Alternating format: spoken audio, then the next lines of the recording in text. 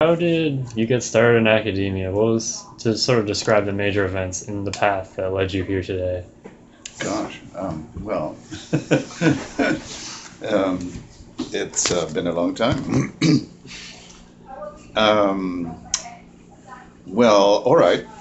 When I was just about a year away from graduating from my undergraduate time at Oxford, I realized that I was not really ready for anything like real life, and so there was this idea that you could go to America.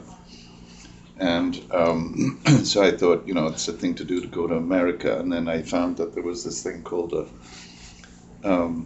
graduate studies in philosophy. And so I applied to the only couple of places I was able to apply to because I left it so late. And three places, actually. And two of them admitted me, and one of them rejected me. And I decided to go to Princeton, and I found myself enrolled in something called a PhD program, and they seemed to be intending to pay me to continue in it. And so I've never made a decision about anything. It just happened.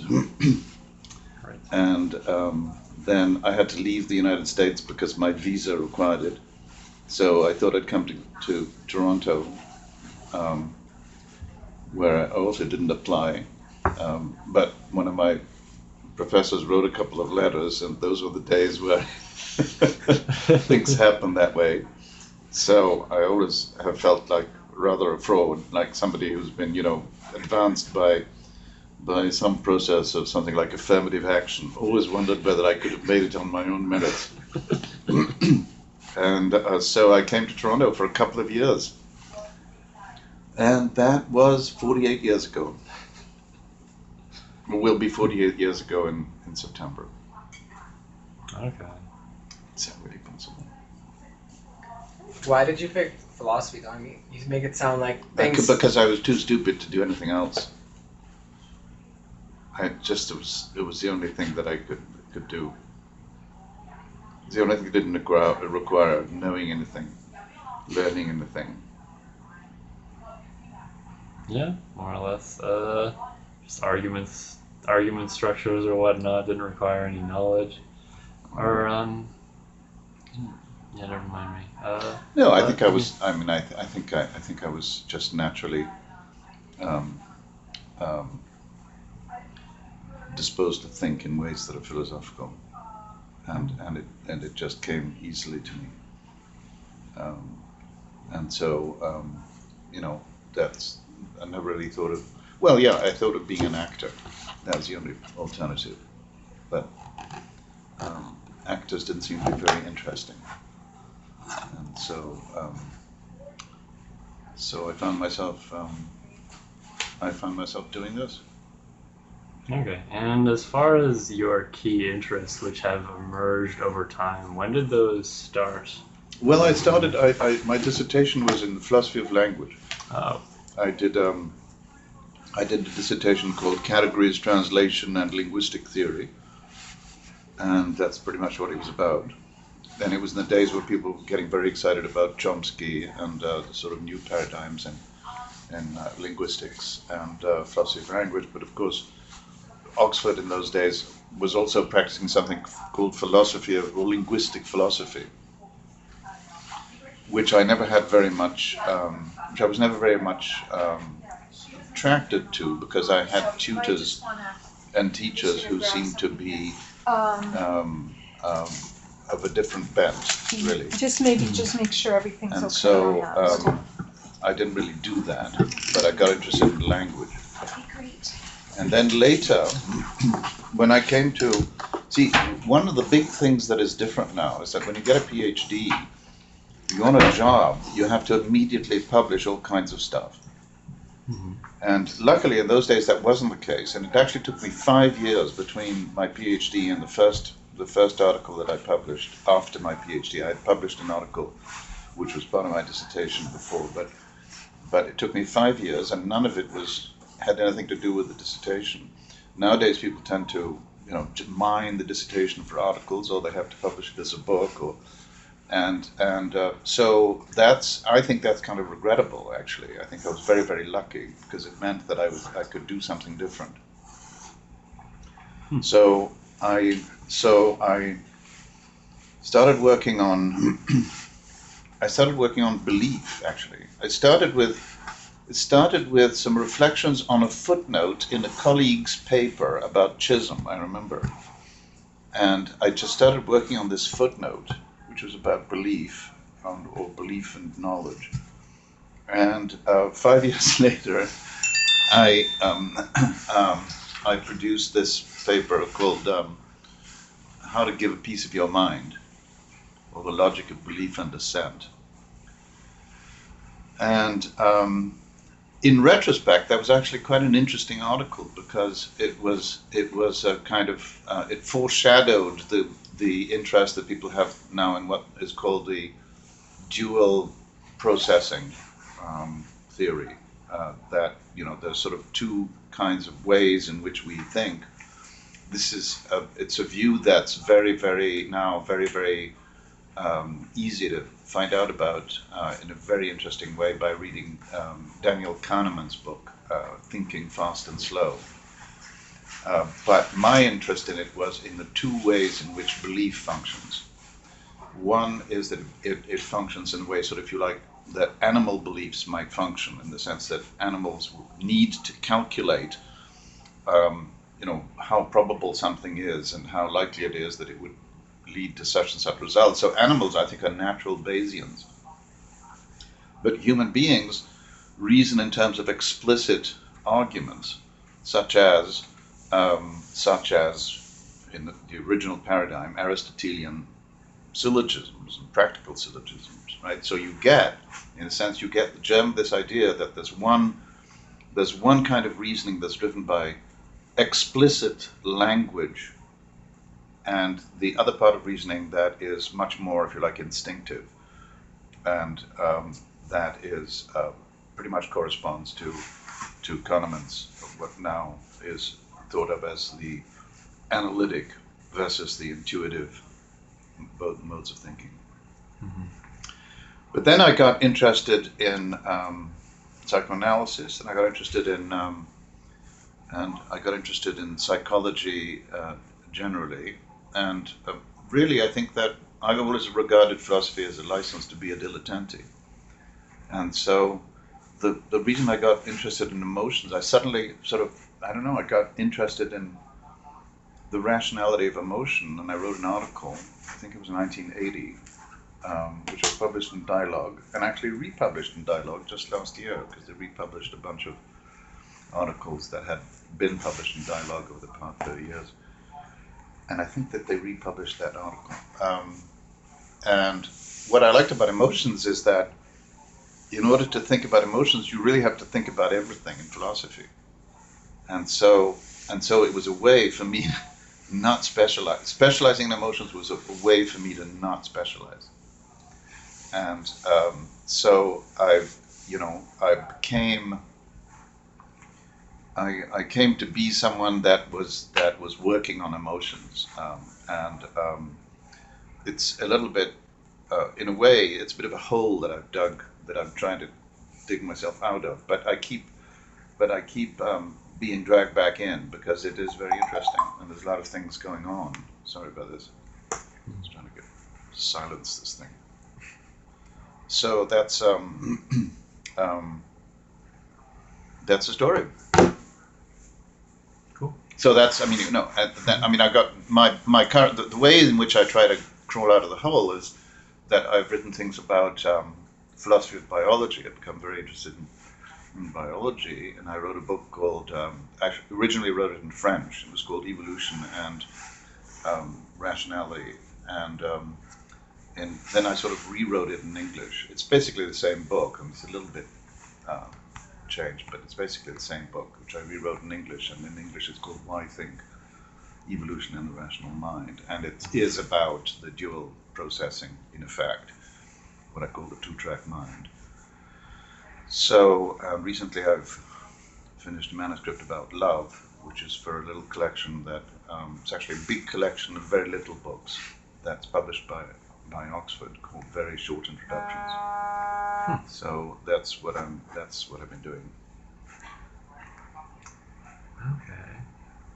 So that sort of eventually tied into philosophy of sex, the emotion part, or? Yeah, right. I mean, philosophy of sex emerged out of. I started working on philosophy of sex. I wrote an article called Philosophy, Sex, and Feminism, I think, while I was in Vancouver at the University of on sabbatical, and I was actually writing the book, my book of Rationality of Emotions. But I wrote a talk. I wrote a paper. I gave us a talk called Philosophy, Sex, and Feminism, and then later I sort of enrolled a colleague, Catherine Morgan, who's also a friend. And to sort of look and contribute to it, and we published it jointly. And both of us then started teaching the philosophy of sex here at the university. And so far, it hasn't turned into a book, but I actually am considering maybe making the sort of turning the course into a book. There's a lot of stuff going on now, so there's less of a need than perhaps there had been, but yeah, that's how that came about. Okay. Yeah, as far as addressing that need, what are those kinds of issues that you see coming out that could be resolved by philosophy or by discourse, or that are being resolved by this discourse emerging? You mean in the philosophy of sex? Yes. Or specifically is it social justice as well, or? Social and political philosophy is not really something that I regard myself as doing as such. No, but the way that I think of the philosophy of sex, as you know, I think you've attended that, is in terms of three broad domains.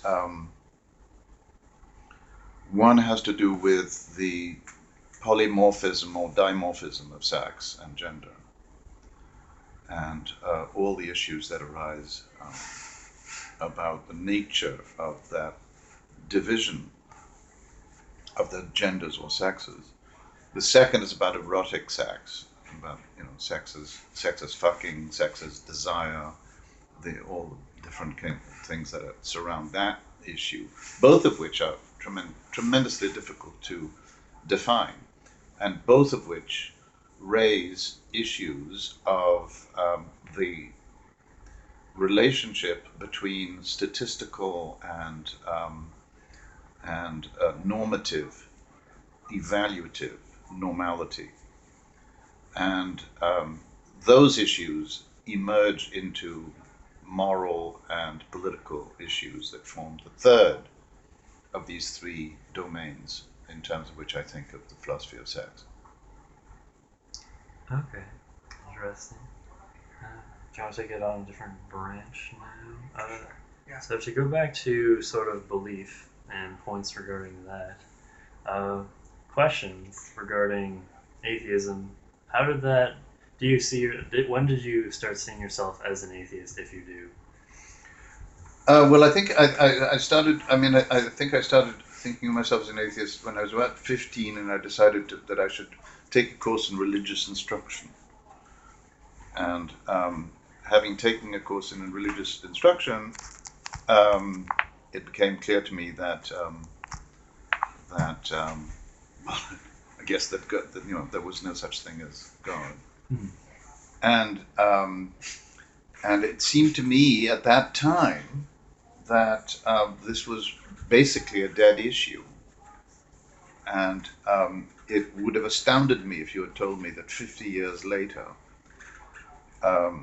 it's become a big issue. And it's so, because of that, I've never really taken atheism or the issue very seriously. I just assumed that it sounds a little odd to put it this way, because but that I've always assumed that any intelligent person would soon realize that religion was just rubbish in terms of the beliefs involved, right? Though lots of wisdom is incorporated in different religions, but as far as I'm concerned, the chief thing about which all religions agree and about which they're right is that every other religion is just crap. Right? That's one thing they all agree on, and that's one thing we can agree with. But it's because in recent decades, to maybe 20 or 30 years, religion has come to seem so politically important in the world, and in North America in particular, though it still, I think, is very marginal in most places in Europe. Right? Because of that, it's come to seem to me that one has to talk about it. And so, reluctantly at first, I've allowed myself to be involved in, debates with Christians and that sort of thing. But I mean, originally, 30 or 40 years ago, this would have seemed to me a complete waste of time, because I simply, assumed that there wasn't really much of an issue about. In fact, I think that I was very lucky to escape getting a job in an Oxford college, partly because in an interview for this job, which I'm so glad I didn't get, they asked me if I'd be interested in teaching philosophy of religion, because apparently I had taught philosophy of religion, or I had done the equivalent of being a tutor or an instructor in philosophy of religion when I was a graduate student. So they asked, well, would you be interested in teaching that here? And I said, no, not really. And he said, oh, well, why not? And I said, well, I don't think there's much point to it, really, except for therapeutic purposes. and apparently, what I didn't realize is that actually the college was absolutely crawling with Christians, and that they were all very shocked by this, and that they decided that while I appeared to be academically qualified for the job, their report to my supporters, in particular to one supporter, Stuart Hampshire, who was very annoyed that his recommendations had been ignored, because he thought really, and he was right, he was a very, very, very important philosopher, and in Oxford in particular. He became warden of one, and he was one of the leading figures in philosophy.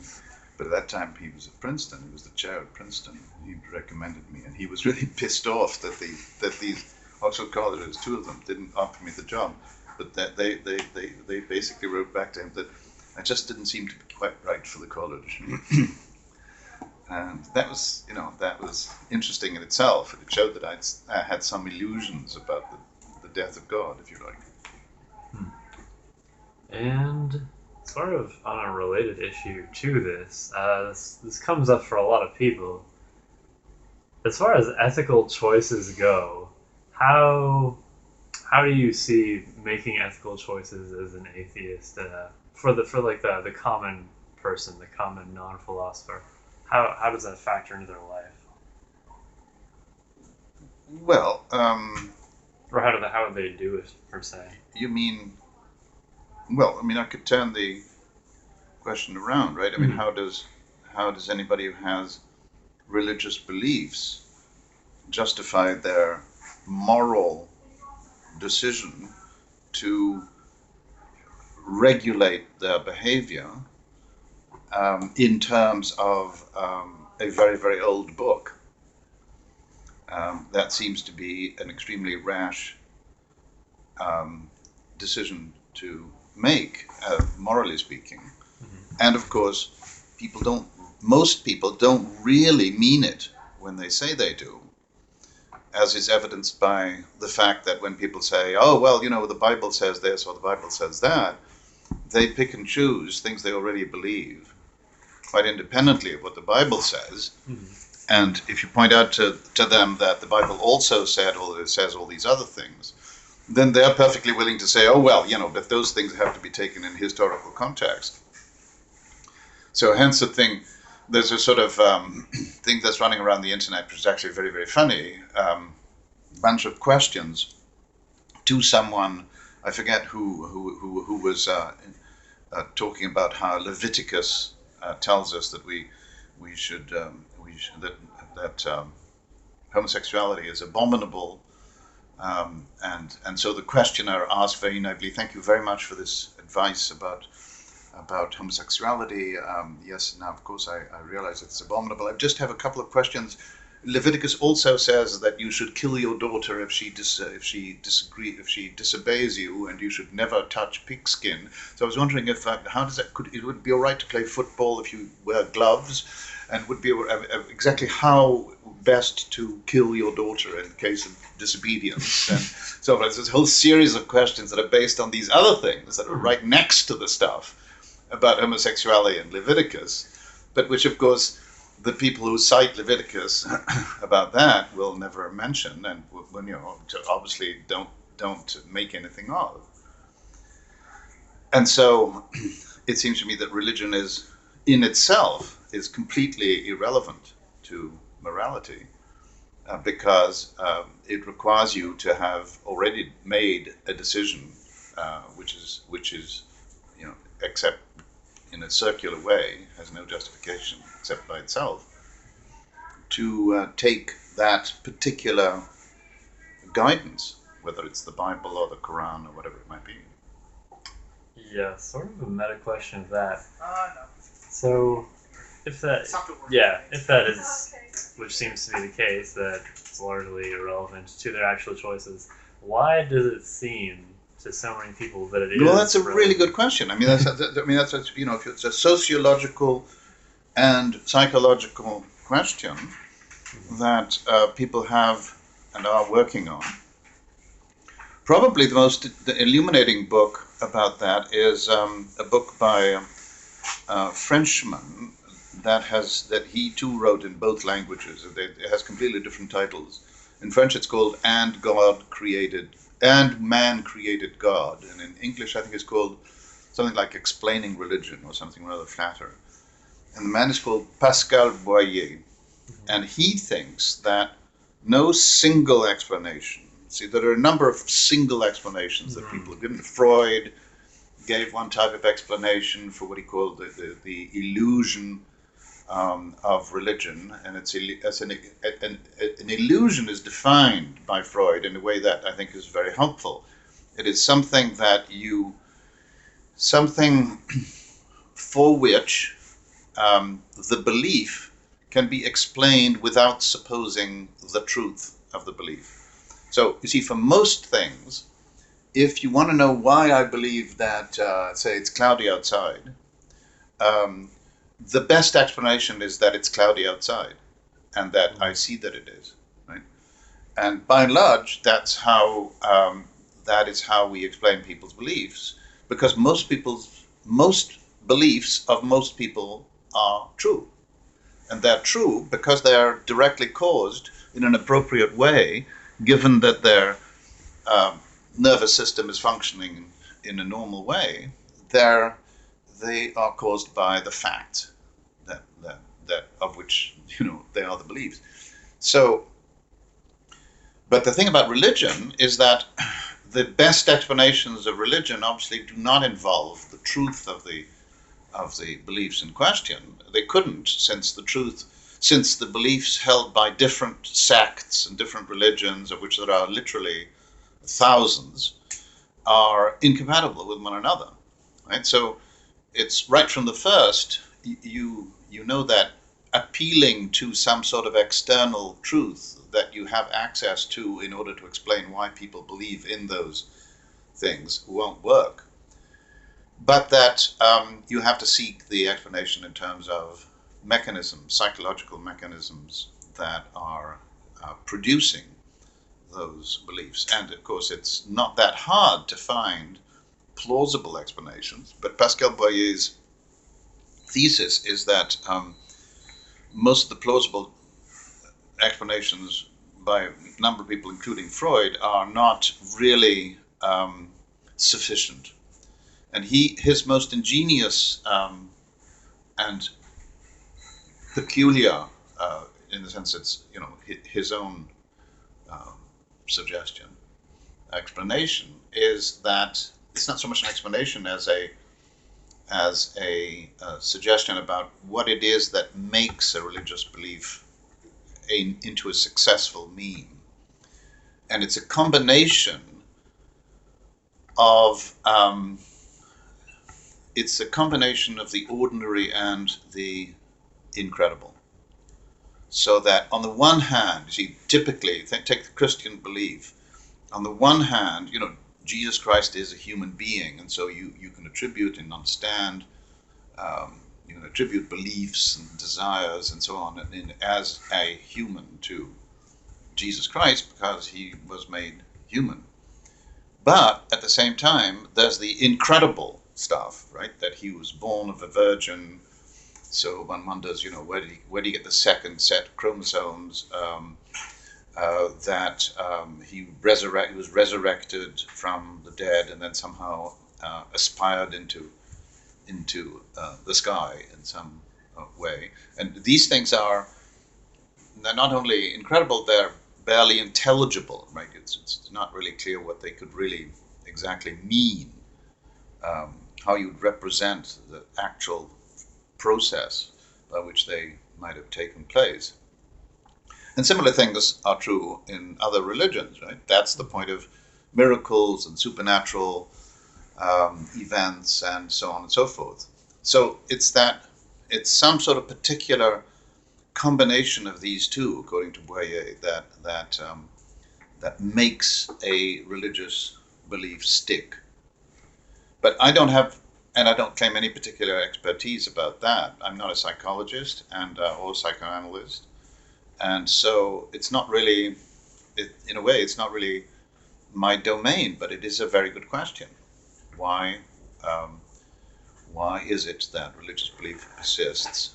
I mean, I'm inclined to some of the traditional explanations, apart from Boyer's, which are that, in part, that there's a kind of leftover sense that the omnipotence of parents is something that, as a baby, you take for granted, and that you never quite grow out of it. When you discover that your parents are not omnipotent, that sort of leaves a gap.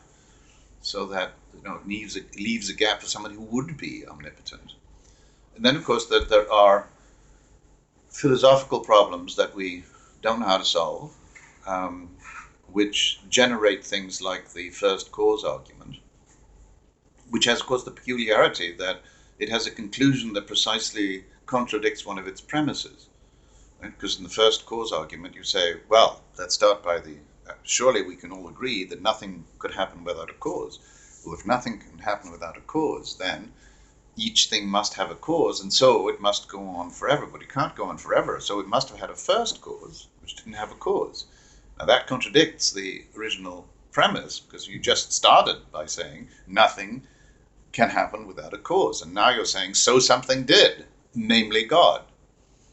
So, that's a kind of a typical way in which the mystery of the fundamental mystery of the universe is due to the simple logical fact that you can't explain everything, because in order to explain A, you have to have something else, B, which you put above the line, and from which you can infer that A had to happen. But if what you put below the line as the explanandum is everything, then that leaves you nothing to put above the line other than repeating the very same thing which you've already put below the line.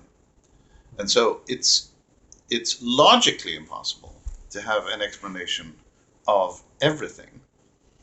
And that is what leads you to want to make this move, which is to say, yeah, but then there's got to be something that's outside the world in which it's true that everything has to have a cause. And God is outside that whole schema.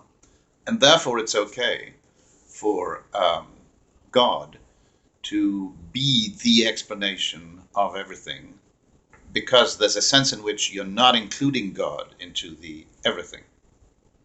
At the same time, of course, as God is something, if God exists, and so it has to be included in everything.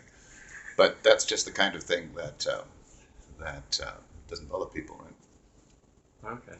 And sort of a related question to not just religious norms, but what we would call culturally oppressive or traditional oppressive norms.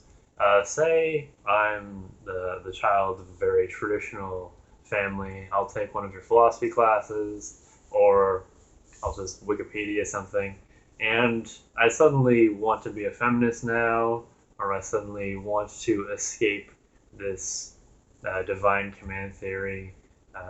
What do you think are some of the best ways to approach being in a situation like that?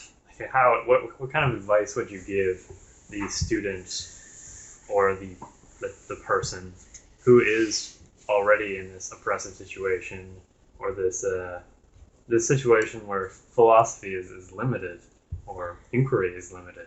What kind of how would you deal with that? Well, I think that the existential problem involved for anybody trying to liberate themselves from an oppressive tradition is a very real one, but it's also a very different one in a place like Toronto from what it might be if you're living in Afghanistan, and or in Somalia. I mean, I use these examples because in the case of Afghanistan, there are actually some very interesting books about people who have, in particular,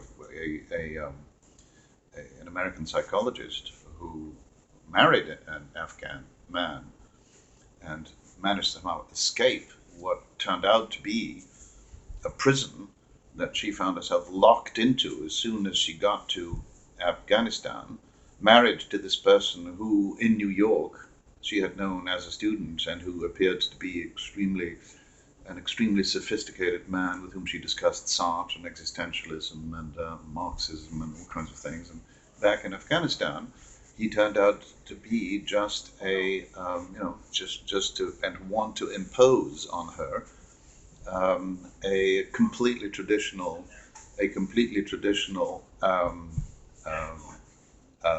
system of control. If you're in Toronto, then I think that what you have to do is something you can do, and that is to start talking to other people. And that's that is the advantage of being in a place like this, where in a university you have access to other people who do come from different backgrounds and who are therefore able to discuss things like religion and morals, etc., in an open way. And all you have to do is to open your computer and join a group in which you can start discussing, joining an SM or bondage practicing community, or joining a group of atheists who discuss how to effectively resist the pressure in which they are under in their own families. And ultimately, I think that liberation often involves a very, very difficult, wrenching conflict between one's individuality and the love of one's family, and so there are no easy solutions. The easiest solution is emigration from your community. And of course, emigration is something that can be practiced in a place like Toronto without actually leaving town. But it's still a kind of emigration, and it will depend on how they react to your deciding. This is particularly true for women, I think, much more than for men, that when a woman decides that she's going to live her own life, that depending on who her family is, it might be extremely difficult. She may face not just being ostracized, but as we've seen in recent years in Toronto, she may face being killed, but she will certainly face having to break from the people whom she naturally loves. So it's very hard, but you have to do it. If you want to be the kind of person that you can be in this world in which we live, and it's very, very far away from what was possible even 100 years ago in this very place. Interesting. Do you have something important to do? I'm fine. Yeah, I don't. Okay. Do you mind waiting, or is that No, it's fine. cool? Well, Yeah. I have another. is it? You have another question? Okay. Sort of related to that one, because emigration, clearly it seems like the option, the way out. But definitely a lot of people want to keep their culture, Absolutely. or at least the good aspects of their culture, especially with words being thrown around like appropriation or assimilation.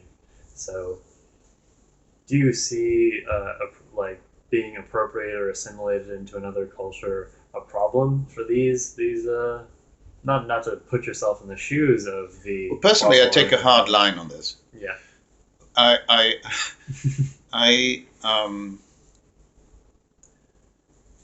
Let me pick up on your phrase about the good parts of culture. The good parts of culture are things like recipes and music.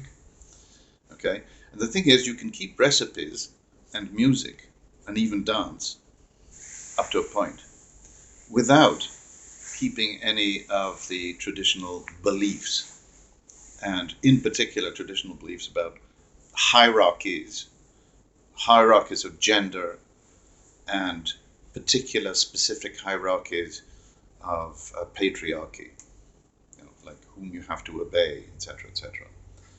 And I have no sympathy at all for the idea of group identity. I think that people who insist that they owe a kind of loyalty to a group identity, I think are doing exactly what it is that they are reproaching the greater society with. Yes, you can lock the door. I've got the keys. Yep. Okay. Thank you. Okay. Interesting. Okay. Yeah, I think that was my battery. Do you have any questions? The last question, like message or Oh yeah, the question. Ronald Sousa, if you had 30 seconds to give a message to the world, what would it be? God forbid. You can have 5 minutes if you want. I have 30 seconds to give my message. Or 5 minutes if you're feeling too pressed as an academic. Well, at the moment, I think the thing that dominates my if you like, my political perspective is that I would want the ideology of marriage and monogamy to come to seem as vicious and antiquated as we now regard sexism, religion, and slavery, all of which have, in the relatively recent past, seemed so obviously and totally correct that you couldn't just conceive of how anybody could be against them. That's exactly how, for many people, monogamy and lifelong sexual exclusivity in marriage seems. And I think that it does about as much damage as those other things, and that a humane way of modifying people's expectations about love and sexuality is what we should be seeking in that domain. Okay? Fantastic. Yeah. Which is partly what's in the book that Oxford has at the moment, and which I haven't, which I don't know when this can be published. Thank you very Okay, much. thank you. We'll see you. Here will be my contribution to the Humanist magazine. I'll help you put these back. Okay, so I look forward to getting whatever you get out of that. Yeah, I'll make sure to slander you in some magazine. And,